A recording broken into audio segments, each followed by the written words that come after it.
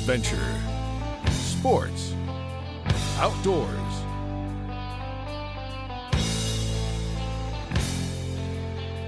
With host Harry Canterbury.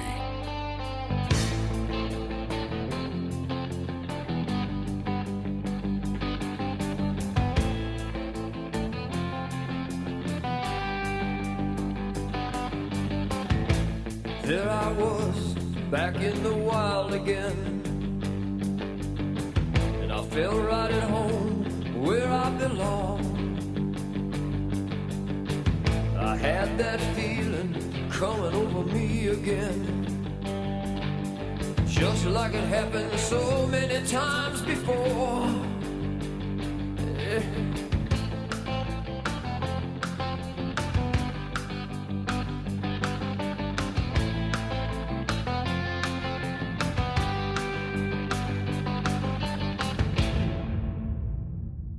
Hi, Harry Canterbury with another edition of Adventure Sports Outdoors.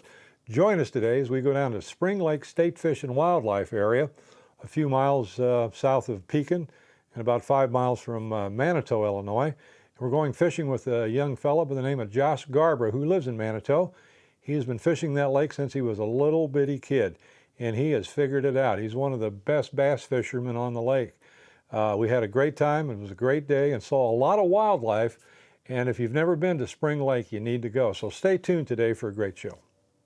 Adventure Sports Outdoors, brought to you in part by Corsaw Lumber, manufacturers of quality hardwood products, buyers of standing timber in Smithfield, Central Pool Supply, everything from pools to pool tables and much more in Peoria on West Pioneer Parkway. Mike O'Brien, Remax Commercial, Traders Unlimited Commercial. Kelleher's Irish Pub and Eatery, located on Peoria's riverfront, open 11 a.m. daily. And by JL Logging Keenan Edwards, buyers of timber and cut logs, specializing in walnut and white oak veneer. Our thanks to all of these sponsors. It's the 27th Annual Deer and Turkey Expo, July 28th through the 30th at the Peoria Civic Center. Hi, Harry Canterbury with another edition of Adventure Sports Outdoors, and we're kind of in a special place today. This is Spring Lake Fish and Wildlife Area near Manitou, Illinois, where I grew up, where I learned how to swim, where I learned how to fish. Caught my first fish on this lake about 1964, and a lot of great, precious memories of my youth right here at Spring Lake State Park. I'm here with a special guy, the new generation. I mean, he did the same thing I did, but he's doing it right now, and that's Josh Garber. And we're going to go out and see some of the techniques that Josh uses. He's quite the bass fisherman. He's caught hundreds of bass out of this lake over the years. And of course, you caught a monster bass here this year. And what'd you catch it on, Josh? I caught it on swim bait, Strike King swim bait. This one right here. Yep. Take a look at that. And that's been his one of his favorite baits here at Spring Lake. And like I said, he caught the largest bass that he took this year. You know, this lake is unique. It's had its bad times, it's had its good times. About 15 years ago, due to the fact that some great Illinois fish biologists, the state of Illinois fish biologists, came out here and spent a lot of money and got this lake in shape, and it was some of the best bluegill fishing for about 3 years, and now it's subsided. But the bass fishing at Spring Lake's always been good. And when did you start plugging away down here? When I was pretty young. I was 9, 10 or so. Used to ride my bike down here, so. So what got you so hooked into it? I mean, you're a fanatical bass fisherman. You're one of those guys that I always wanted to be, but I'm involved in so many things, I was never able to focus on one activity in the outdoors. What really got you going on these bass? Just Grandpa and Dad, and those guys got me into it early, so. Well, I know your Grandpa Fred, he's quite the crappie guy. He likes to catch bass too, but crappie, he's more of a pan fisherman than anything, isn't he? He used to let me take the boat out on like the Ozarks, so that's what kind of got me hooked, really, I guess. Yeah. Do you fish with a lot of other guys, or most of the fishing you do by yourself, right? Yeah, a lot. I fish with some other guys too. You are one of the only guys that I know that can come down here just about any day, You know the structure, you know the temperature of the water, you know the barometric pressure. You got it all figured out. You work it in your head. But how long did it take you to figure out what was really going on in this lake? Quite a while. It takes a while to learn the grass and stuff, and you never really know what they're doing day to day. It's always different. So sometimes it takes 4 hours to figure them out. Sometimes it takes 10 minutes. Spring Lake looks, you know, physically, geographically, I guess is the correct word, looks just like it did 20 years ago, 40 years ago, 50 years ago. The difference that I can see, and is quite substantial, is the vegetation. You've got a lot of coontail moss out there right now, which was here when I was a kid. But what we do have, and we didn't have then, is the milfoil. And the milfoil gets in here and gets thick. And last year, did they spray for it? Yeah, I know they sprayed twice last year, but you never really know when they do it. But it wasn't as thick last year as it has been in the Not past. this I've seen time. it all the way up to the bank, all the way across the lake. This time last year it wasn't nearly this bad, but there were more pads this year, or last year too. Lily pads? Yeah, lilies and lotuses. Yeah, there's a lot of those. And of course, we've got Canada geese that are here all year long. And the mute swans. And you got these mute swans that, I mean, they're pretty. They don't get along with geese, I know that. If you want to get rid of geese in your pond, get you a couple swans, because swans and geese don't mix. They're very territorial creatures, and they don't like each other. And stay away from the swans because they'll attack you. They will come after you, won't Yeah. they? Yeah. Well, anyway, we're going to do a little fishing today and see if we can't pop a few bass, and then we're going to go down to the lower end of the lake, and I'll show you the cabin that I grew up in. I'll show you the fishing hole where I caught my first bluegill, which I still have a deep love for those fish. They're wonderful. They're fun to catch, and they're wonderful to eat. And I used to motor up and down in an old 4-horse Evinrude, a friend of mine years ago, and we knew this lake probably as well as you did back then, but we're talking back 20 or 30 years before you were born, back in the early 1960s. But stay tuned today, because we're going to catch a few bass at Spring Lake State Park near Manitou, Illinois.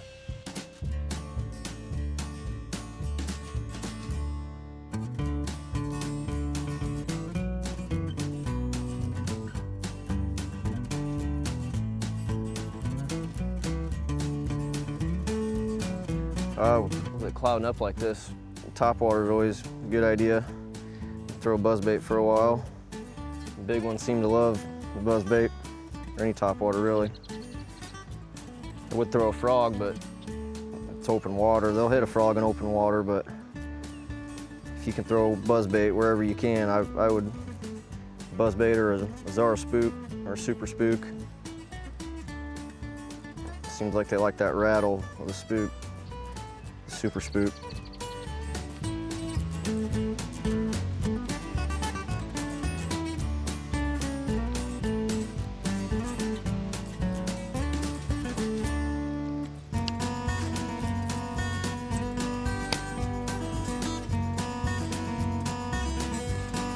A snake right in front of me. I tried getting a reaction out of him. No, he went into the cattails.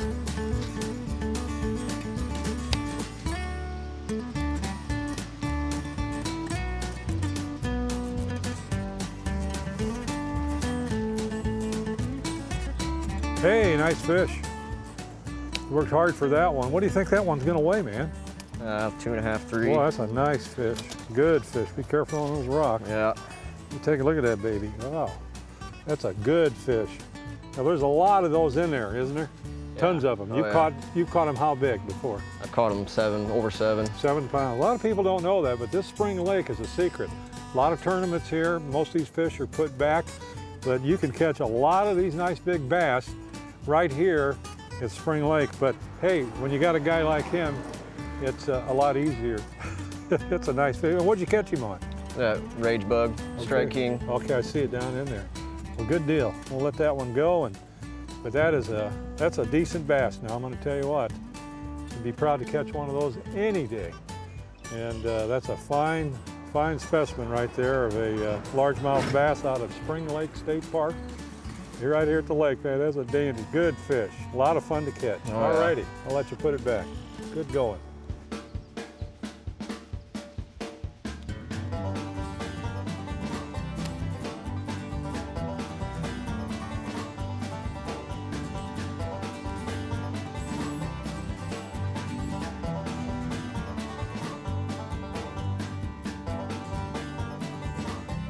Now these clouds are coming over. Should start getting a little better.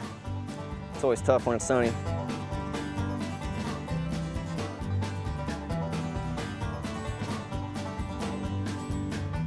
Got a small bite.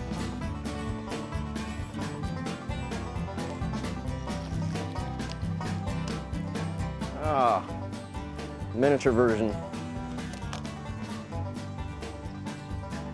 We call these wall hangers. It's last year's fry. Maybe this year's even.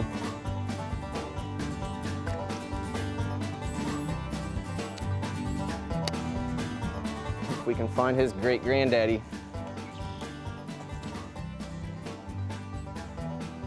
It always seems like too, you don't have to get too complicated with colors. Dark days, dark colors. Sunny days, bright colors.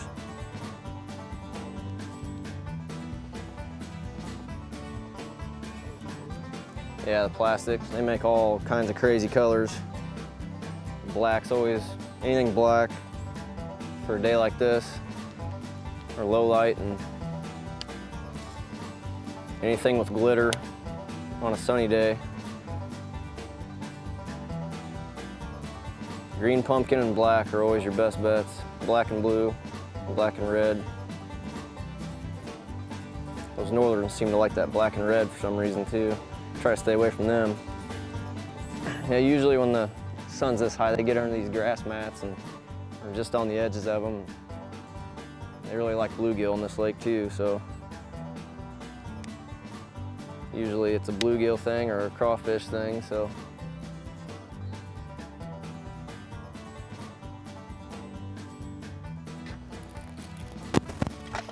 Oh, had my hopes up there.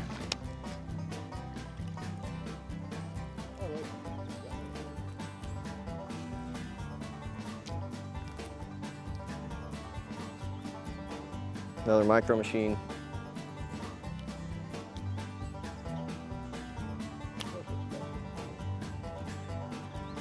Little tiny guy.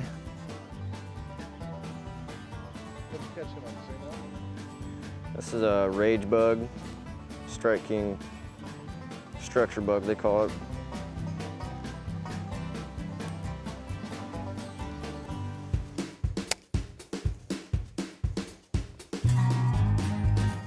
Oh, got one. Got one.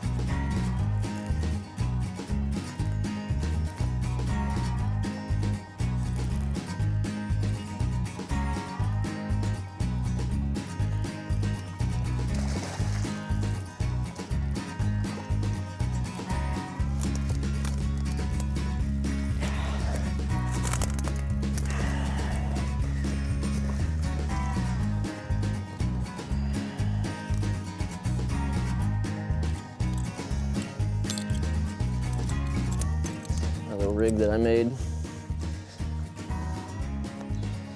I don't like running that hook through the gills.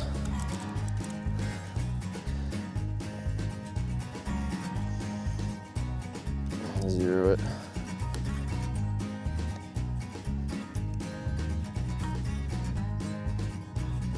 Oh, I was way off. Way underestimated. 3, 4. Got a whole pound off. 3 pounds flat. Doesn't feel that heavy. That one that we didn't weigh was probably 3.5 or a little more. That one's 4 ounces shy of 3.5.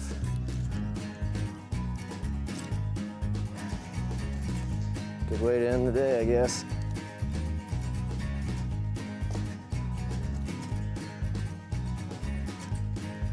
See you later, girlfriend.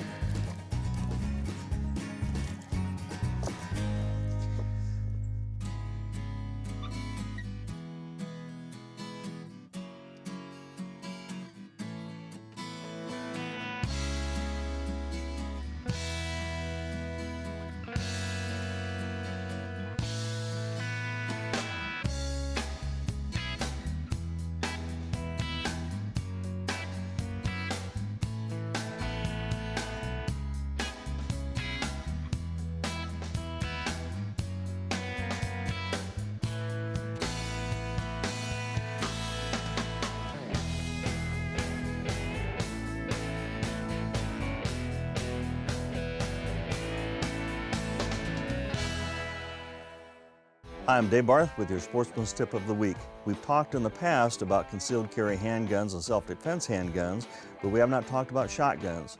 A shotgun for home or for backpacking is hard to beat.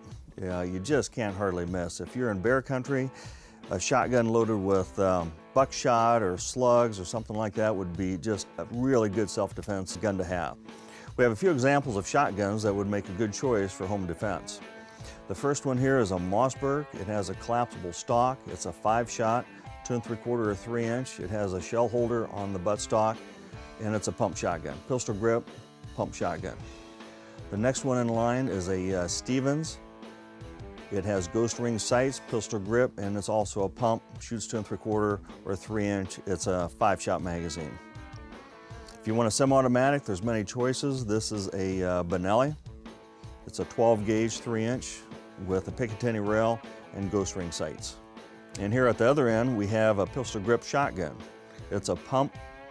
It's got false muzzle brake here, and it's also a 5-shot, 2 3/4 or 3 inch. The last gun in the line here is a Remington 870 Tactical. It has an 8-shot magazine, a Picatinny rail so you can mount optics on it, open sights, a ghost ring sight, and any of these would be a good choice. One accessory you would really want to put on any of these would be a sling. As far as ammunition, some good choices would be a buckshot, either in 2 3/4 or 3 inch, like a double-aught, number 4 buck, or even slugs. A barrel load would be like a 2 3/4 or 3 inch slug. I'm Dave Barth with your Sportsman's Tip of the Week.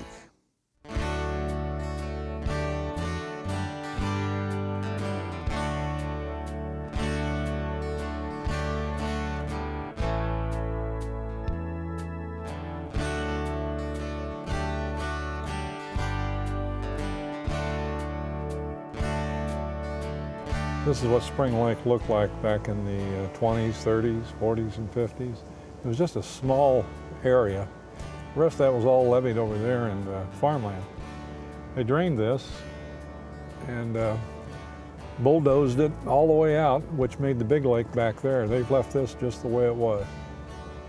This is what it looked like a long time ago. You notice a lot of lily pads out there. Spring Lake, a beautiful place.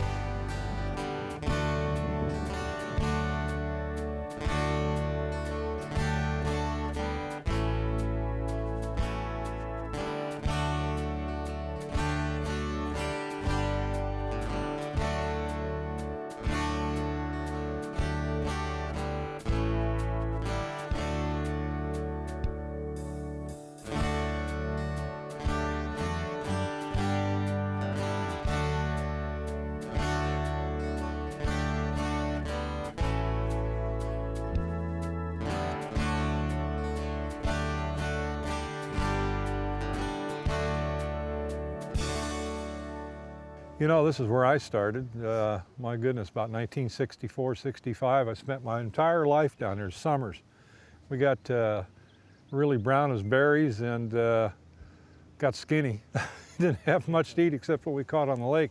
But this is how you start these kids out when they're little bitty ones. What's her name? Her name's Skyland. Skyland. Yes. Now, she evidently likes going fishing with you. She does. She loves it. She loves being out here. Well, it's a good thing to start them. You know, you can, as long as they can sit on your leg and sit out here in the outdoors, it's a good time. So you like doing this, hon? Yeah? She might wave at you. Yeah. Can you, how old are you? She's 1. She's 1? Yeah. Oh. It's your first fishing trip, I'll bet. Oh, boy. She likes coming out here. We bring the pack and play. Just put her in it, and she watches me and her mom go fishing. She sure is a beauty. She's a pretty girl. Yes, you are. Well, anyway, it's a great day. Great spring day here at Spring Lake.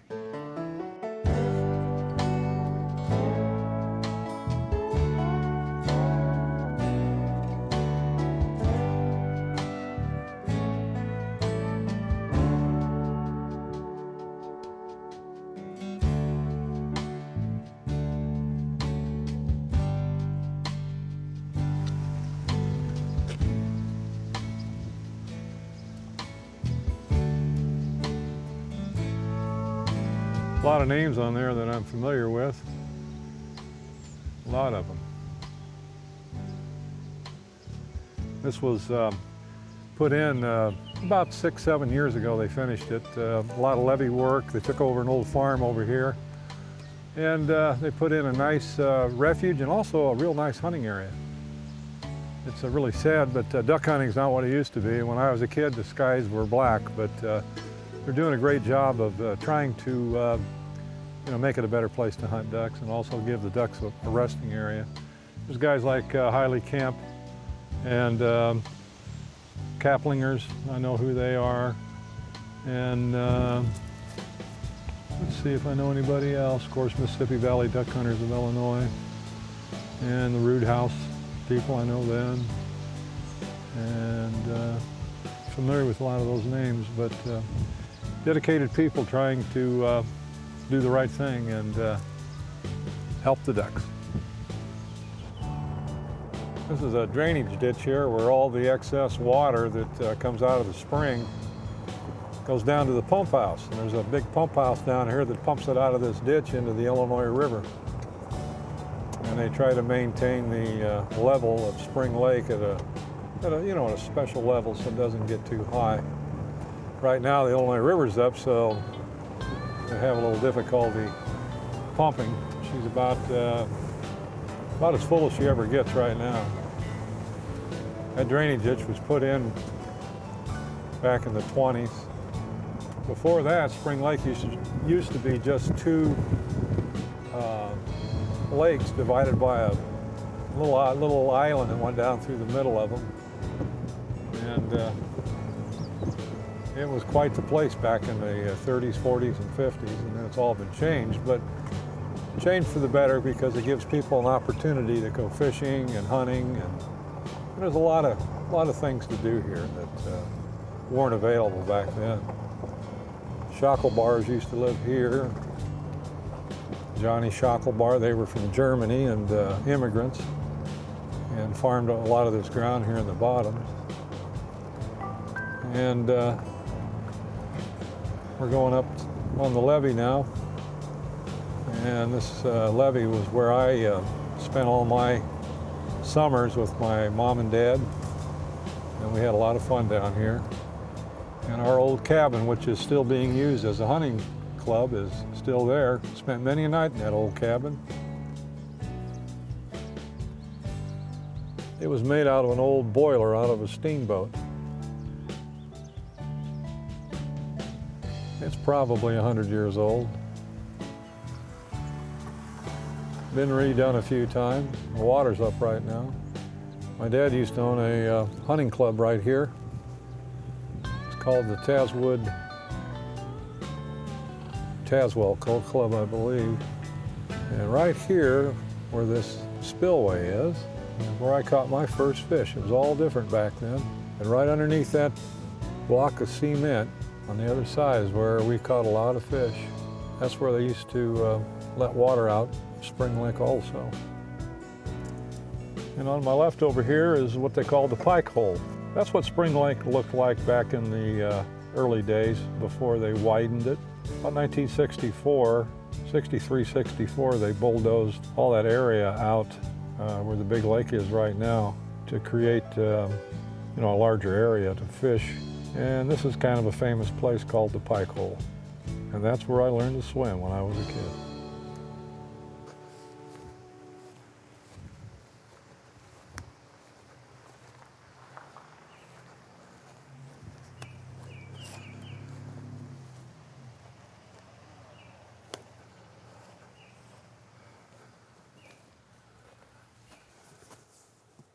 I mixed all the cement to put this fireplace up in 1964. I was 11 years old, and an old German, he was up there, I'll never forget it, and he'd say, "Pass me more mud."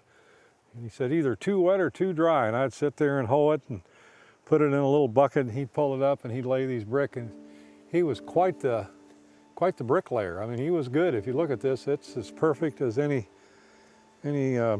bricklaying you'll ever see. He was a great mason. A lot of those Germans came over here the first of the 1900s, and a lot of them were very skilled people, and he was one of them. He was in his 80s when he built this, and that was in 1964. And then we had a cabin here. and we had a lot of fun. It was really a great place, and I remember my mother, she mixed some cement, and it's all covered up now, but she made inside there, she put pieces of marble all the way across. But that fireplace has been there a long time, and I guess it burnt down about 1972 or 3. Brings back a lot of memories, lots of memories. This was the bathroom over there, and over here was the patio. This is where the patio was, and the original cabins was over here. This was added on later. And had a lot of fun here. Brings back a lot of memories. She's still holding up. Still solid. Doesn't seem like it was that long ago. But it sure was.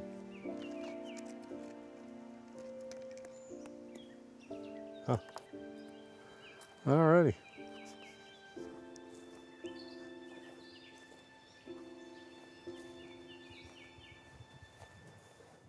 Hey, we had a great morning here at Spring Lake State Park. If you want to come down, it's only about 25 miles south of Peoria, Illinois. It's about 6 miles to Manitou. I don't know how many thousands of acres it is, but I think it's a couple thousand acres. It's a big, beautiful, crystal clear lake.